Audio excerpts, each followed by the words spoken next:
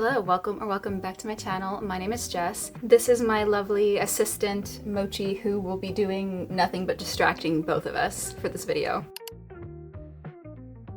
Today we're going to be doing a reading wrap-up for the month of June. I read 5 books in the month of June, and I'm not gonna lie to you, this pile is 90% fake. They were fake? Of course they were fake! After taking out all of the deceitful ones that made it into the thumbnail, these are the physical books that we are left with. I read a lot digitally this month because I was buying ebooks and also borrowing ebooks from my library, so if I don't have a physical book, I will put a photo on the side. And actually the first book that I read this month was an ebook, and that was Open Throat by Henry Hoke. This one is a very short book, so I'm not going to be talking about it for very long. Really, the extent that I can tell you is that we are following a mountain lion who is living under the Hollywood sign in California, and we follow the musings of this mountain lion as he is observing humans and observing human culture and how he perceives humans and the things that we do, and also going through a lot of existential issues of his own regarding his humanity, I suppose, and what defines a human, what defines an animal. It is a surprisingly existential experience. Considering that we're in the POV of a mountain lion and it is very simplistically written, it is surprisingly deep and has a lot of thought-provoking questions in it, and it really does make you wonder and put yourselves in the shoes of a mountain lion observing humanity from the outside. There is a plot in this technically. There is like a common element that we're following throughout the story. There are kind of parts of this that are broken up by the things that are happening to the mountain lion, but don't go into this expecting like a revolutionary, very deep world building kind of story. It's just a mountain lion having experiences.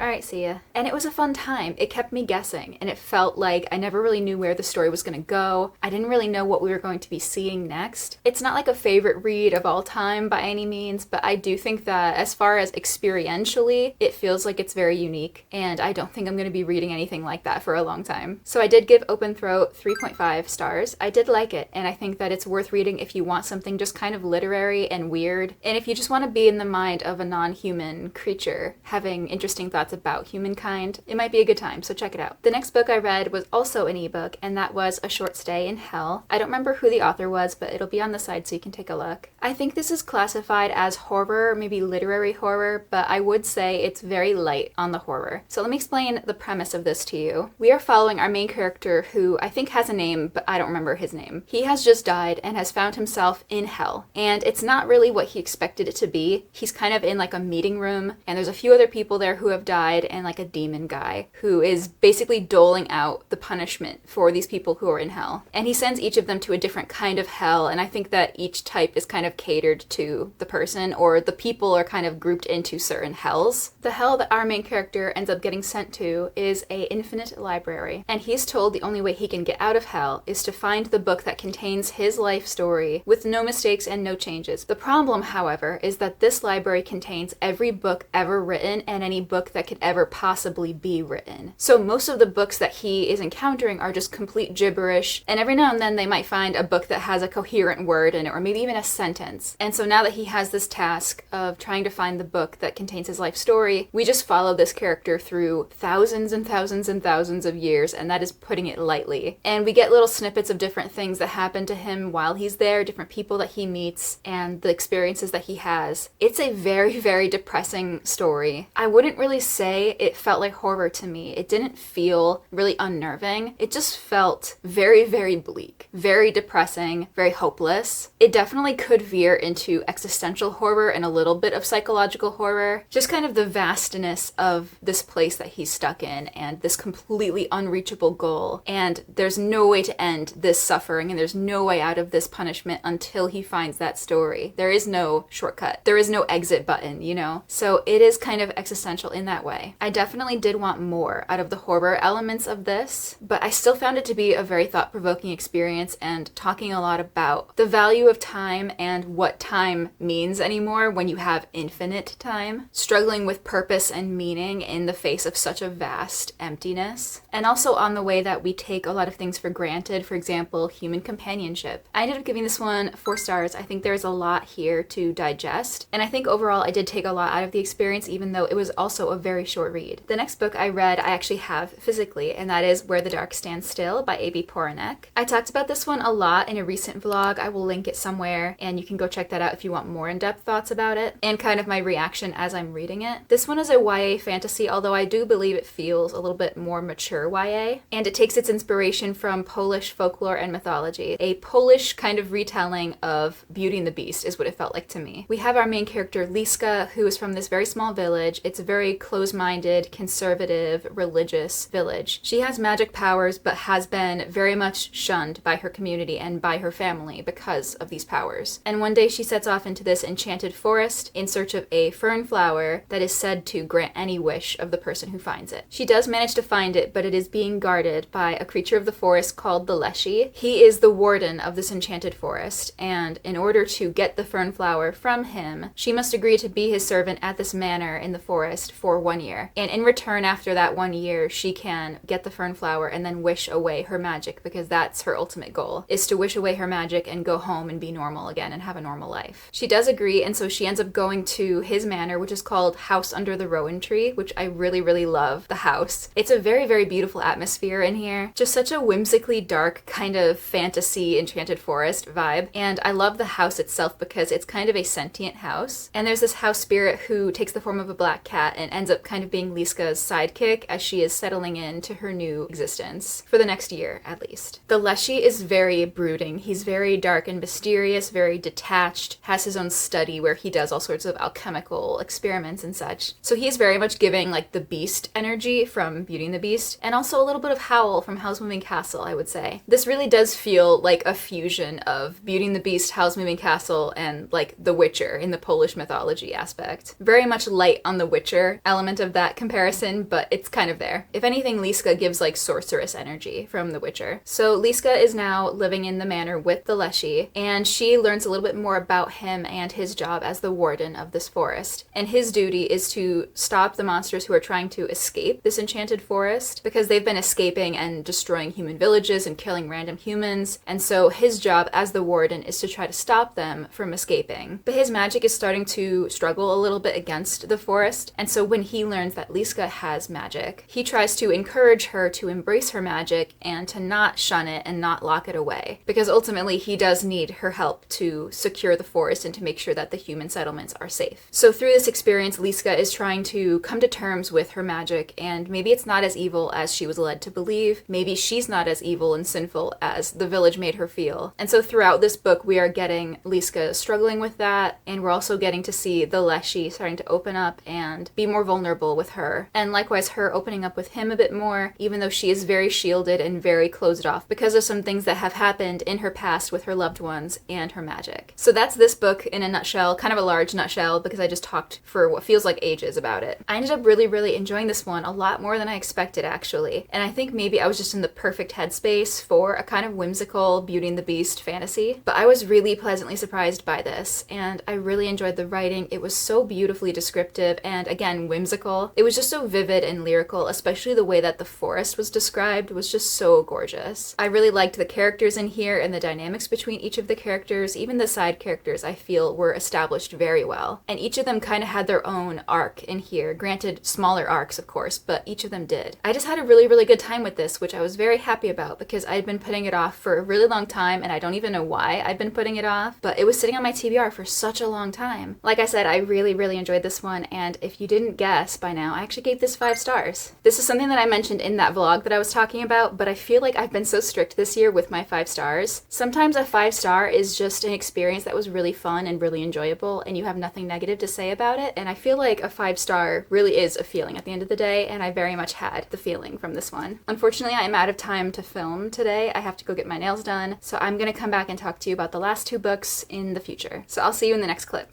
3 hours later. Hi, I'm back. I got my nails done. They are watercolored with a little wave design because I'm the water mentor for Sunrise on the Readathon this year, so I wanted to represent my district. Anyways, we were talking about the last 2 books. I have a little bit of time before dinner, so I figured I would come in and film the rest of this. So the next book that I read this month is The Raven Scholar by Antonia Hodgson. I talked about this one a lot more in depth and specifically about like the world building and all the other stuff going on in this book in a recent reading blog. I think it might even be the same blog as Where the Dark Stands Still. This book is an adult fantasy, and it also features a competition murder mystery situation. So super high level overview of the world building in this. The country that this takes place in has a religious system based around these guardian gods. There are 8 guardian gods. They're represented by animals like the bear, the tiger, the fox, the raven, and this country is the seat of an empire, and every 24 years a new emperor is chosen. There's a series of trials that happen to choose the next emperor, and there is a representative or a contender from each of the 8 guardian gods who are basically trained in this like academy, monastery, religious type of thing. And from that monastery academy thing where they're trained, they choose one contender for these trials every 24 years. So basically this book starts 8 years before then. We have a little bit of a pre-time skip, kind of a lore drop situation where we're getting some background on a lot of the characters that we're going to see post-time skip. So the beginning chapters of the book are very separate from the rest of the book, but it's like foundational information. After the 8-year time skip, we're following our main character Nima, who is a Raven Scholar. The Raven Scholar, actually. She is that girl. And there is a lot of situations that kind of led to her becoming the like high scholar of the Ravens. So we're following Nima, and at the start of like the actual story, they're going to be having the trials to choose the new emperor. And the Raven contender is actually not her, it's this other woman. But through a series of unfortunate events, you might say, the Raven contender is murdered. And so Nima ends up taking her place, not really by choice. The emperor kind of like volunteers her to be the new Raven contender, but also to be the investigator for the murder. And that kind of feels like a conflict of interest, and that's because it is. But no one seems to have a problem with it because the Ravens are like representatives of justice. So the emperor chooses her to be the new contender, but also to investigate the murder of the former Raven contender. And I can't really tell you any more than that because the rest of it is all the mystery unfolding and kind of learning more about the plot that is afoot, the scheming that's happening in the court. It's very full of like political machinations going on. But as serious as all of that sounds, it's actually a very lighthearted book. Like, it's very funny. It's a little bit silly. We have characters getting up to various antics, especially the fox contender is just like a complete goofball. And a lot of the humor in this is very modern, despite it being in like a seemingly kind of gaslamp fantasy world. It's just a very interesting contrast between like a very serious kind of plot unfolding and then a little bit more of a whimsical, goofy tone. However, the tone kind of did work for me, actually. What didn't really work for me was kind of more of like a lack of world building and a little bit of a lack of elaboration on the magic system. We didn't really get a lot of explanation of how the magic works, and there were a lot of like inconsistencies in certain things that I was picking up on. I think at the time that I finished this, I might have been a little harsh on it. A little longer than a few minutes later. Sorry, I was so rudely interrupted by my DoorDash getting here, so I had to go pick that up. I think I left off saying I was being too harsh to this book when I finished it because I gave it 3 stars. Looking back, I feel like I was being a little too harsh because honestly, I had a really fun time with this, even though there were some inconsistencies, even though I was enjoying it less by the end, even though I kind of wanted more elaboration on certain things. I still largely enjoyed my experience reading this. I think I might bump it up to a 3.5. I think that feels right. To me, a 3.5 is still a perfectly decent rating. It's not super low, it's not super high. If it was like a truly mid book, I would give it like a 2.5 because that's like middle of 5 stars. In my head, that's like the perfect halfway. And I feel like I definitely enjoyed this more than a 3 star. So I think a 3.5 feels right. I think when I finished it, I was in very much like an apathetic, kind of depressed mindset. And I think looking back on it from a more well-balanced perspective, I think I liked it more than I thought I did. I think it was a fun little jaunty time. So that was The Raven Scholar. I think I recommend it. I think I do. The last book that I read this month is The Safekeep, and I am going to butcher the name, so I'm just not even going to say it. I'm going to put it on the side for you because it's also not near me at the moment. So this book is a historical literary romance. This one, I believe, takes place in the 1950s in a Dutch province. This one is following Isabel, and she is living in her family home alone after her brothers have moved out and kind of pursued their own lives, and her mother passed away some time ago. And the story kind of kicks off when her brother starts dating someone new. Her name is Eva. He's going to be going away for a business trip of some kind, and he doesn't want to leave Eva alone because she doesn't really have like a family to stay with or anything. She doesn't really have a place of her own. So he asks Isabel if Eva can stay with her in her family home for a little bit. And Isabel is obviously not a huge fan of this because first of all, she doesn't know Eva. And she's also just very much an anxious girly. Sorry, my partner and our friend returned back home and I just told them to shut the fuck up because I'm talking here, you know? She definitely demonstrates a lot of OCD tendencies, and part of that may be anxiety, and part of that may also be something on the spectrum as well. She definitely has that neurodivergence kind of playing into her character, and that's very much something that she has been struggling with, but also, especially now with Eva here, she is struggling a lot. Because not only is there this like tension with this woman that she doesn't really know, but also Eva's presence is starting to kind of awaken something within her. I mean, spoiler, but it is tagged romance and queer on Goodreads,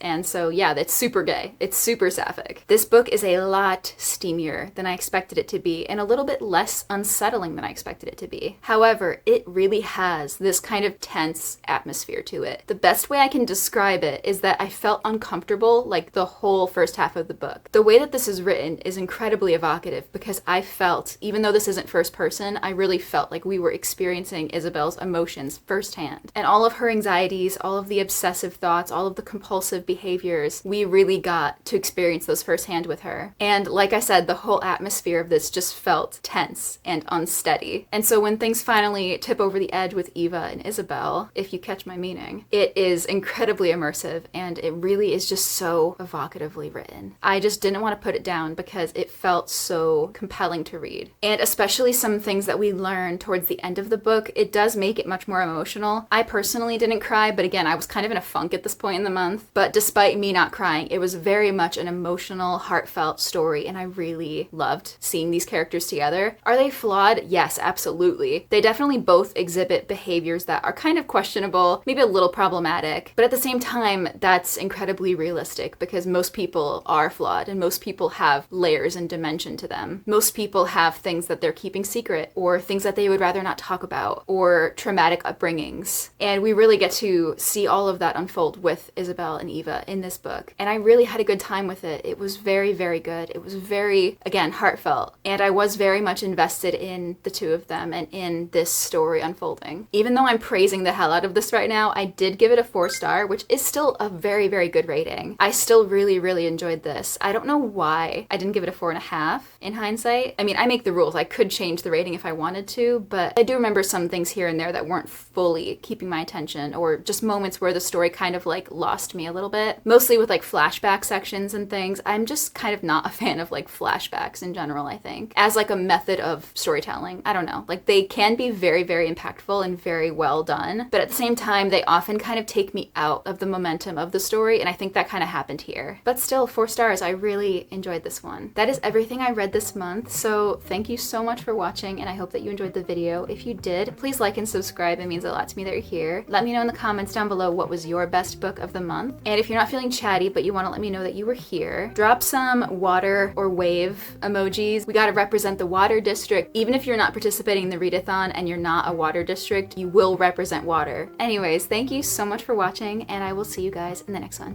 Bye.